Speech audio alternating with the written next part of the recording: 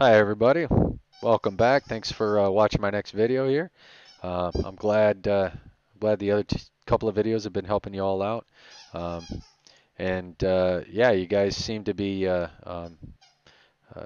asking for more procedures, more numbers, more comms. You know, what do I do here? What do I say there, and all that good stuff. And uh, I plan on making more videos on that, and I'm going to talk about case 2 and case 3. This video, hopefully, is going to be relatively short, and I'm going to take a slight divergence from all that procedural stuff, and I'm going to talk about some of that pilot stuff. All right, some of that pilot shiz. Um, and that pilot stuff specifically pertaining to what is angle of attack, what is on speed, and how do you, as the front seat stick actuator meat puppet, utilize this information to fly in the airplane. Um, I was planning on going into a whole aerodynamic diatribe on why we call it on speed, angle of attack, uh, what the trim does, why, just a whole litany of aerodynamic stuff. It was one of the few times I can actually tap into my actual degree that I have. But I'm going to forego some of that stuff. If you guys want to hear it, just let me know, and I'll be happy to go into it. But it's a little beyond the scope as far as what you need as a pilot. Um, so I'm going to talk about real briefly before we hop in the jet. Talk about on speed. So why do we fly on speed? Well, ultimately it yields an angle of attack, or actually the angle of attack yields an on speed at which um, if you guys remember from basic aerodynamics courses, if you've ever watched one where the four forces, the four arrows, right, thrust, lift, drag, and weight, are all in equilibrium. But the bottom line is that you got angle of attack yields an airspeed at which equilibrium is achieved. And the reason why we care about the angle of attack and not so much the airspeed, that's why we say on speed. We don't say a specific speed, we say on speed. Um, we care about keeping the angle of attack constant, and that if lift needs to change, we change the speed. We don't change the angle of attack to gain that extra lift. So why do we maintain the angle of attack? Well, it's not so much for the angle of attack between the relative wind and the chord line of the wing. But the wing is bolted to the fuselage, and what's bolted to the fuselage? The hook. And that's really what we care about, is how does the hook, at what angle does the hook intercept the wire when it hits the deck? Okay, and there's an optimum angle. That's really what we care about. And that's why it's so important that you fly that little tadpole, that velocity vector, in the middle of the E bracket, because the center of that E, or the donut, right? Because the center of that E bracket, or the orange donut on speed, means that your aircraft is at the proper angle of attack such that the hook is at the proper angle of attack, so that when it grabs the wire, well, it grabs the wire. It grabs the correct wire. You don't bolt her. You don't damage anything. Real quickly, for trivia's sake, if you were to come in fast, or red chevron, or low in the E bracket, okay, that would mean that your hook, let's say this was the optimum angle of attack for your hook, right? That would mean your hook would be shallow. So if your hook is shallow, you can kind of see how that might cause more of a grazing potential as the hook skipped across the deck, and it could possibly bounce over your wire for a myriad of reasons, but that shallow angle of attack exacerbates that possibility, and that will yield to a bolter. Okay, so if you're boltering a lot, you want to look and ask yourself, hey, am I fast a lot? Am I fast? Is my angle of attack too shallow? Okay. Conversely, if you're too slow, or your nose is way up in the air and you're taking a large bite of air and your angle of attack is large, um, the hook's angle of attack, instead of being optimal, the hook's angle of attack could be too great, too steep. And what will that do? That will cause the hook to possibly engage the wire before the mains even touch the deck. And that's called a flying engagement. And that's pretty bad juju. So, I mean, that causes all sorts of problems. So you don't want to fly an engagement because you can really damage a lot of things. Um, those are real world examples. I doubt DCS models any of that stuff. To be quite frank, I think it'd be cool if it did, because then it would make you be a little bit more diligent on your ball flying.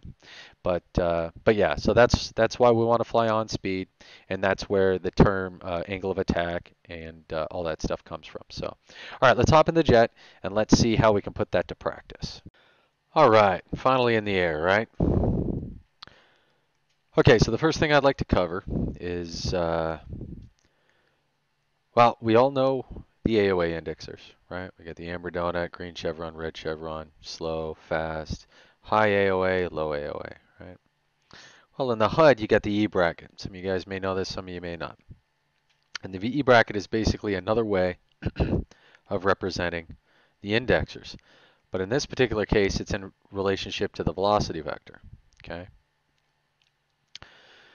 So you would expect to see, if the velocity vector were high in the E bracket, you would expect to see a green chevron, and vice versa with the red chevron low in the E bracket, okay?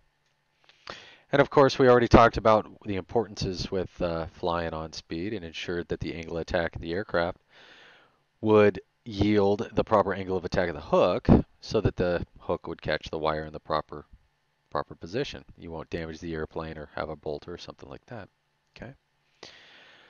All right, so the first thing we're going to talk about is trim, okay?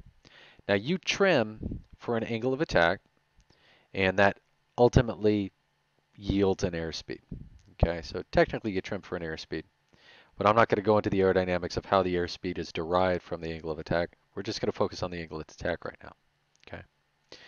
So right off the bat, I'm going to take this guy on pause, and I'm going to kind of show you what trim does for you. Hopefully a little bit more abstract than what you're used to. All right. Trim can also be synonymous with equilibrium, right? So the airplane's going to seek what it's trimmed up for, okay? Well, how do we use that for us while we're flying? Well, in this particular case, you can see that I'm trimmed up on speed, okay? Well, how can I tell? Well, if I were to do nothing but add power, you're going to see the E bracket and the velocity vector married together climbing, and you're going to see me maintaining on speed, okay? Amber donut. If I were to simply take the power off, the same thing would happen, but in reverse. The nose would fall, but the E bracket and the velocity vector would stay married. And if I were to be savvy about it and add the right amount of power, I can catch it right on the artificial horizon there, okay? So that's what the trim does for you. The trim sets the equilibrium for the aircraft such that the aircraft will always seek it, okay? And to prove my point, let's say if I trimmed up slow, okay? Well, I could add power, and it will stay in the same position of slow. I could take away power, and it'll stay in the same position as slow, okay? Now, there is some oscillations going on, but they're slight. For the most part, they stay together, okay? So you can see right off the bat that if you don't trim for on speed, then you're going to be expected to not only use the pitch to try and hold on speed, but the jet itself is fighting you because it's trying to seek something that you don't want, which is slow or fast or something trimmed up for something other than on speed. All right? So right off the bat, you can see that you want to be trimmed, no kidding, on speed, because the aircraft will seek that. All right? Now, what happens if I move the right hand, the stick hand, right? Well, you can see that obviously I'm going to pitch the nose, and that's going to change my angle of attack, right? Okay.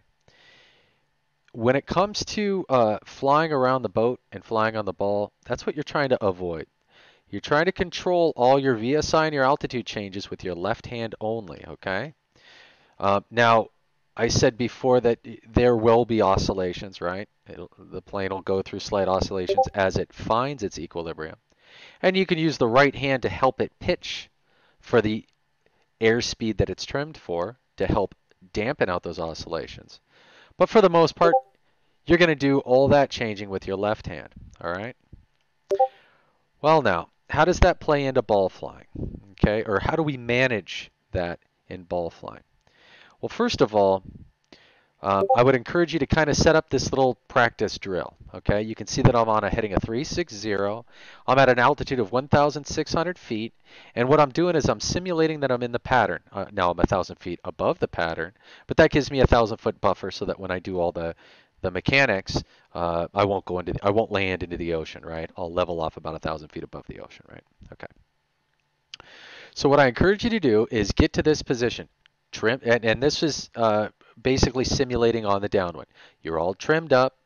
You're on. I like to use a cardinal heading because it makes it very easy to assess my turn. Hey, when I get to a heading of 270, my altitude should be this. When I get a full 180 degrees of turn, that's like I'm rolling out. I'm approaching the angle. My altitude should be this, right? Okay. So start off on a cardinal heading. Start off at 1,600, so 600 feet, right? A simulated 600 feet.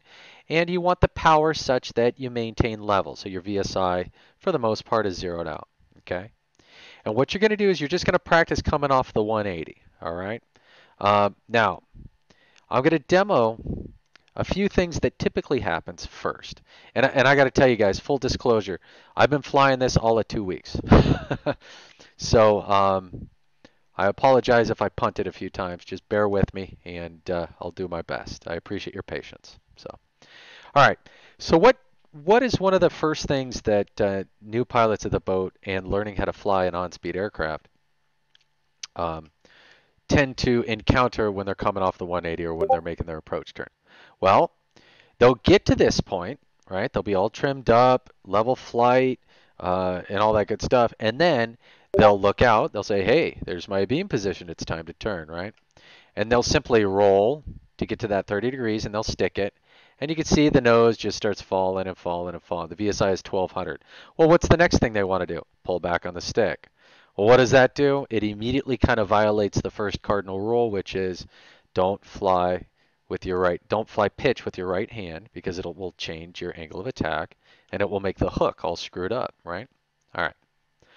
So then what would be the correct answer? Well, let's come back to heading a 360. We'll level off at 600. And you can kind of see how I'm forcing the airplane around. But the bottom line is that once I get the airplane roughly where I want, I try and help it pitch for what it's trimmed for. And then I set the power to maintain that. Okay? A little bit different than what you're probably used to. All right? Okay, so how do you manage the energy state? So let's talk about that real quick. All right? You're rolling, you're losing the vertical lift to horizontal lift, and it's making the EBRAC and the velocity vector drop out. You see the drop and you pull back on the stick. And what we should be doing is adding power. Well, typically if you add power after your roll, you're already behind the power curve, okay? Because you've already lost that vertical lift to horizontal lift. So now you're playing catch up. So my technique is add the power first, then roll, and you inject the system with energy prior to losing the vertical lift, okay? And that makes the drop a little bit more manageable, all right? Let's go ahead and try that. Okay, I'll take it off freeze. Again, you want to start off with as clean a starting point as possible, as hands-off trimmed as possible. That's looking pretty good. Sorry for that jitter. I covered up my track IR. All right, and then I add some power. I start the roll, and I get crisply to 30 degrees. And then I bring the power off, and then I catch it. I try and catch it around 500, right there. And let's see how that plays out for us. A little bit too much VSI, so let's bring a little bit of power in. A little bit more power in, probably a little too high. Still a little too high on the VSI is what I mean. And you can see that I had that VSI too high for too long. And you see that I'm 420 at 270. Well, that's a 90 degrees of heading change. And I'm 30 feet low. Okay, so I'm a little bit low, and that's understandable because I had about 700 on the VSI for a little too long, right? Okay, so that's what you're trying to practice coming off the 180. You're trying to practice adding the power before you lose the vertical lift, and then managing that VSI as it comes down. Now there's one other thing that I got to address here, and that's getting to that solid 30 degrees angle of bank turn, at least for the first 90 degrees, okay? And the reason why you need to do that is, again, we said that we lost that vertical lift, right? Well, what happens if we're constantly varying our angle of bank? Well, we're varying our vertical lift component, okay? So you can imagine what that's going to do with your VSI. It's going to, if you roll out, you get some lift back, your VSI is going to shallow out, you're going to start to climb. So what are you going to do with your left hand? You're going to pull some power off.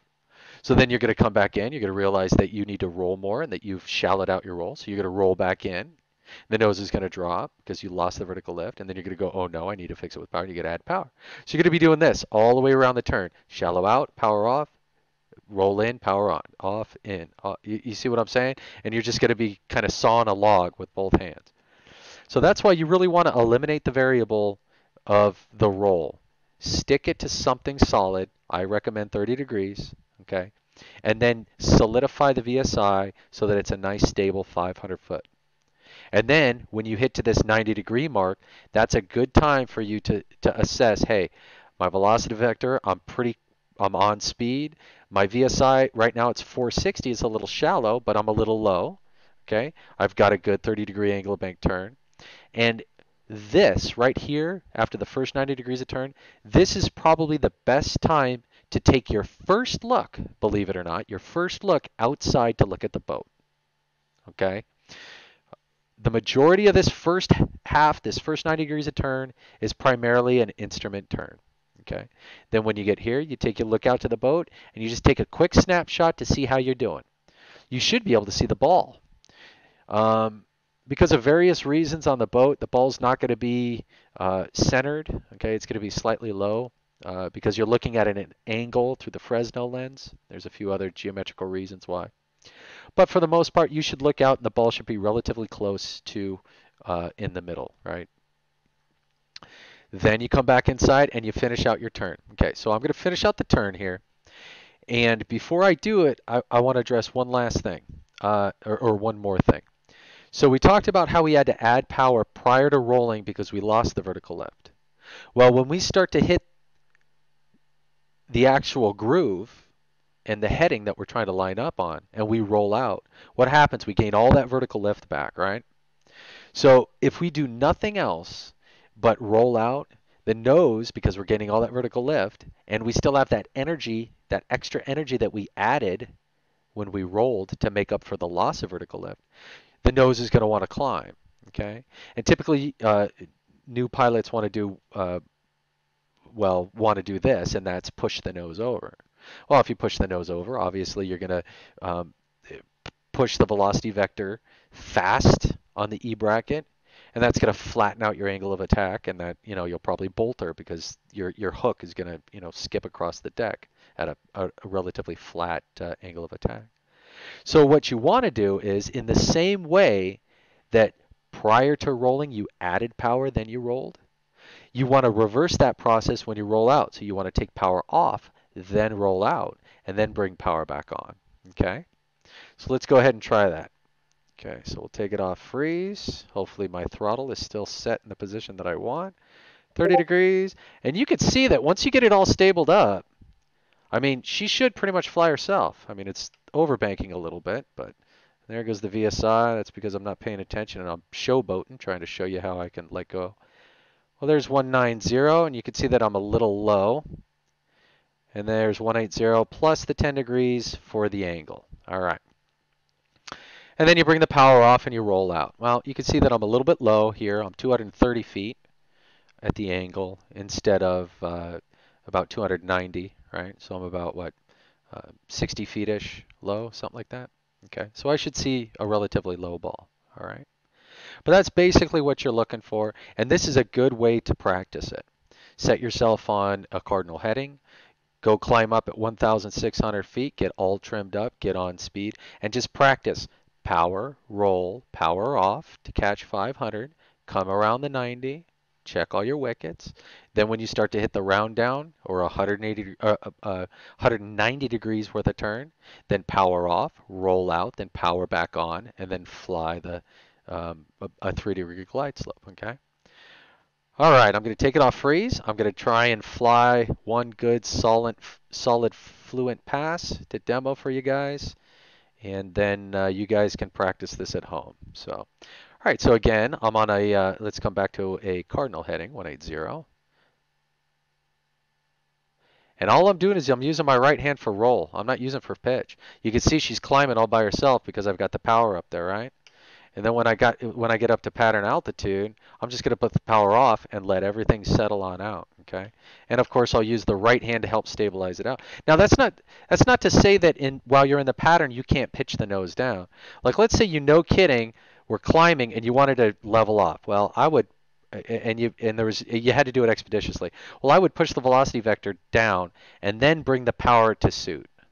Okay, because I'm more concerned about maintaining altitude than I am of maintaining on speed because I'm on crosswind or something like that. I'm not worried about trying to catch the wire at that particular time. So, all right. So again, here's my technique for coming off the 180. Again, all trimmed up, VSI's relatively zeroed out on on a cardinal heading with a good amber donut. All right. So again, a little bit of power, start the roll, okay, then power off, get all the way to my 30 degrees angle of bank, and then power back on to catch the VSI. All right, so there's 560 on the VSI, 590, that's a little bit too much. Starting to shallow it out. Keep that turn coming. So the first altitude I'm looking for is at the 90. I want 450 at the 90, okay? It's a little too much. We're looking at 440 at the 90, and that's understandable because I'm at 770 beyond the VSI. So I'm going to add a little bit of power, hopefully shallowing that out a little bit, sweetening up that 30 degrees angle of bank turn. And then it's looking like a heading of 350 is going to be my angle. And of course, it looks like I'm going to be low again because I just let that VSI stay a little too high for a little too long. Idle, or power comes off, then power comes back on, and down we come. All right. So I was pretty low rolling out on final, wasn't I? I tend to find that hitting the 180, the 180 degrees of turn is typically where the 290 happens. And then the last 10 degrees of turn, you lose a little bit more altitude because now you're actually heading towards the boat, right? So now you're actually traveling in the groove a little bit for the most part, okay? So you're going to keep flying that down. So I'm not too entirely disappointed with 160. You know, that's about 100 feet low. But here, let's practice it one more time. And hopefully I can clean it up for you guys.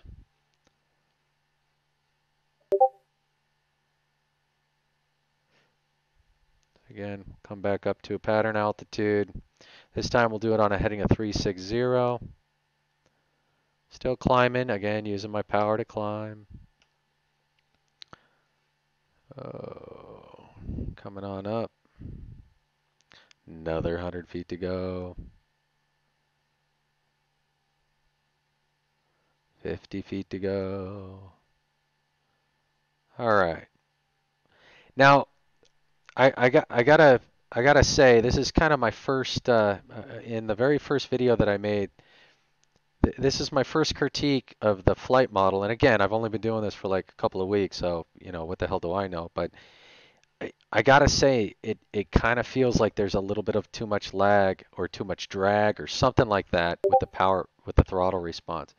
Because sometimes I find myself just having to go into burner with a relatively simple maneuver like 30 degrees of angle of bank, and it just seems like too much. But I don't know. I'm sure that opinion will change as I fly the sim a little bit better. So all right, so there's our approaching our 180. Here we go. So add a little bit of power. The nose rises. Get to my 30 degrees of bank.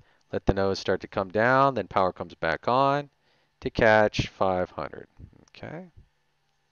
And still VSI is a little bit shallower this time. Okay.